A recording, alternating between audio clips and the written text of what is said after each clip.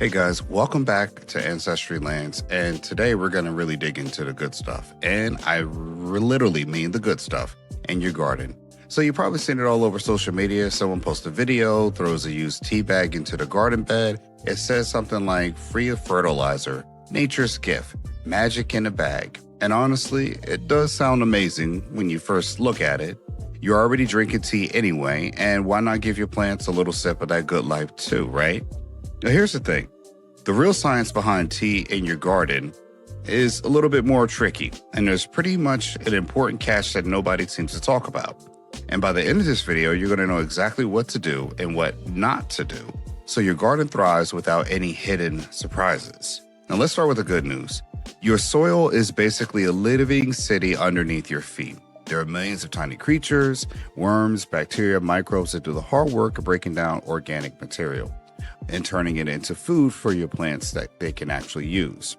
And tea leaves are like a 5-star restaurant for those little guys. Used tea leaves contain 4.4% nitrogen, and nitrogen is one of the big 3 nutrients your plants need to grow strong and green. That 4.4% is a pretty solid number for something you're already going to toss in the trash. Now, here's something interesting. Scientists actually use tea bags as a research tool. There's a real scientific method when researchers bury tea bags in different kinds of soil and measure how fast organic matter breaks down. The Royal Horticulture Society did a study burying bags in over 500 home gardens. What they found was the gardens with regular organic material added them a better soil carbon and nitrogen levels overall. So your garden really does want these tea leaves, and the best part is it doesn't matter what kind of tea you use. Black, green, berry, herbal blends, it's all good as long as it's organic plant material in it. Your soil is going to love it. Now, you've heard someone say online that tea will mess up your soil's pH and make it too acidic. I've heard that one too, honestly, and I get why people worry about it. Brewed black teas do sit around a pH of 4.9, which sounds a little concerning on paper, but here's the thing. The soil is really good at balancing itself. They have something what scientists call is a buffering capacity. Basically, your dirt is way more powerful than a handful of tea leaves. Yes, a few good tea leaves used in your garden are not going to shift your soil pH in any meaningful way. But if you heard that tea bags are going to destroy your soil, you can relax. It's one garden myth, call it a tall tale, but since we're talking about plants, maybe a tall stalk tale. Okay, so for folks who want to change their pH soil, like if you're growing, for example, blueberries or potatoes that love acidic soil, tea bags alone, they're not going to cut it. I mean, you need something like elemental sulfur or pine needle mulch to actually move that needle. Tea bags are great for feeding your soil, but they're not powerful enough to change its chemistry. So now that we established that tea leaves are great, your soil loves them, worms love them, and science supports them. Now here comes the part that I think is how I changed this whole topic, and it's about the bags themselves. A lot of tea bags, and I mean a lot more than people realize, do contain plastic. And it's not just the fancy pyramid-shaped ones. Even regular plain-looking paper bags, tea bags, often have a type of plastic called, I'm going to mess it up, polypropylene, woven right into them that hold their shape and seal those edges. Now, when you bury one of those into your garden, here's what happens. The tea leaves break down, the microbials eat them up, and it's beautiful. But the plastic, it just sits there and starts shedding something called microplastics, which we've all heard of. Tiny, tiny particles that work their way into your soil. And a study from the McGill University found that the single plastic pyramid tea bags, just sitting in a cup of hot water, release about 11.6 billion, would they be billion microplastic particles into one cup of tea. A billion, like I said again, with a B, and that's just from brewing 1 cup. Now imagine the same material slowly breaking down into your vegetable garden over months and years.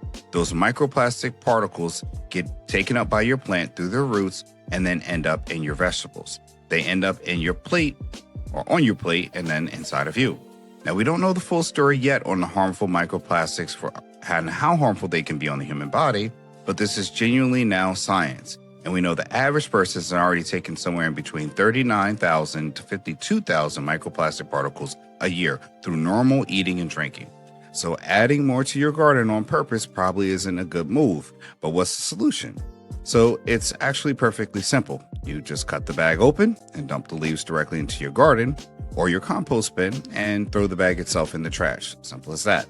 One more important thing to note, ideally if you want to use brand new unused tea bags for this, once the bag has been used to brew tea, any plastics in it has already been exposed to the heat and hot water, which can release those particles right into the leaves.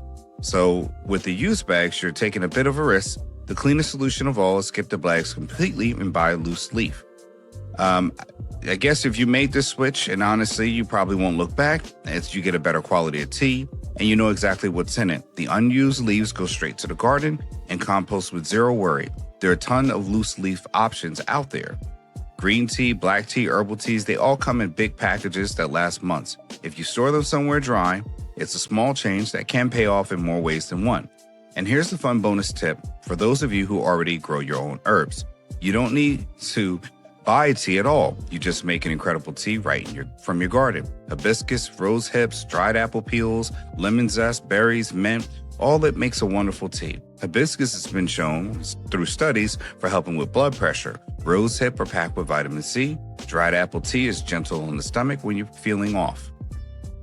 When you make it from your own garden, you know exactly what's in it. No plastic, no additives, and no mystery ingredients. Just plants doing what plants do best, taking care of us. So let's bring it all home. Tea leaves, amazing for your garden.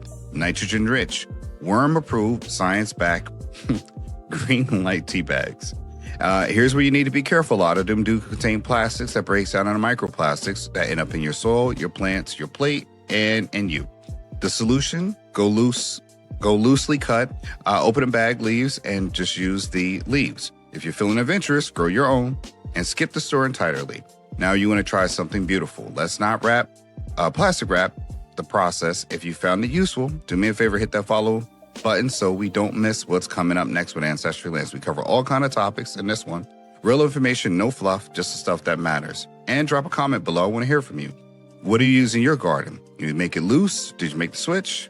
What's in your cabinet? What are you thinking? Let me know and let's talk about it below. I'll see you in the next one. Thanks for watching. And stay tuned because I have more information on how you can own land to start your garden today.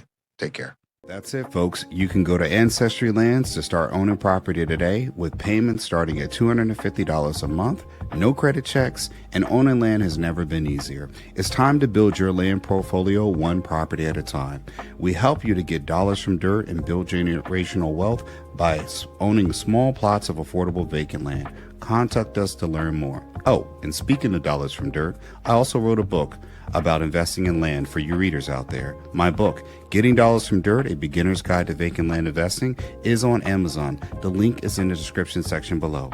Inside, you'll learn simple, easy to read insights that will have you understanding why you should own land today. For more tips and tricks, subscribe for updates, comment below, and let us know what you enjoyed about this video. Thanks for watching, and I'll see you in the next one. And remember, like and subscribe.